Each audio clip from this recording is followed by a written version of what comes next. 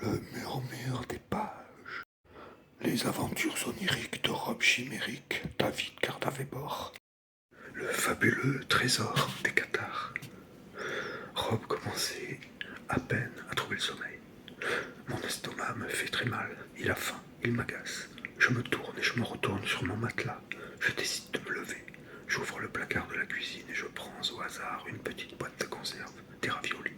Je mange même la boîte avec une fourchette sans rien réchauffer, comme tout bon célibataire mâle qui ne se respecte pas. Mon estomac me remercie tout de même. Je retourne au salon, j'ouvre la fenêtre pour prendre l'air et je sors. Comme j'ai oublié que j'habitais au 3e étage et quart, je ne me suis pas fait trop mal en touchant le sol. Je prends le grand escalier de pierre interminable qui semble monter jusqu'au ciel, puis le métro à la station Pyrénées, puis un taxi à République, puis un train à Gare de Lyon, puis une charrette de foin à Rochemeunier, et enfin je descends les marches du petit escalier taillé dans la roche qui conduit à la résidence secondaire de mes parents. Assis sous la tonnelle, je reconnais Ursule et Sidonie en grande discussion avec mon père. Il y a aussi une fille que j'aime bien, c'est leur fille justement, de Sidonie et de mon père, mais Ursule ne le sait pas. Maman est en train de creuser dans le jardin avec une pelle. Elle cherche un trésor. Maman non plus ne le sait pas, mais elle s'en doute.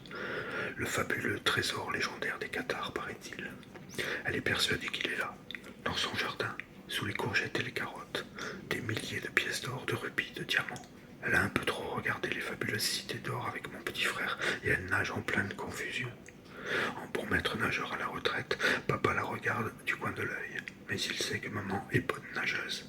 Je vais me coucher, je préfère, plutôt que de voir ça.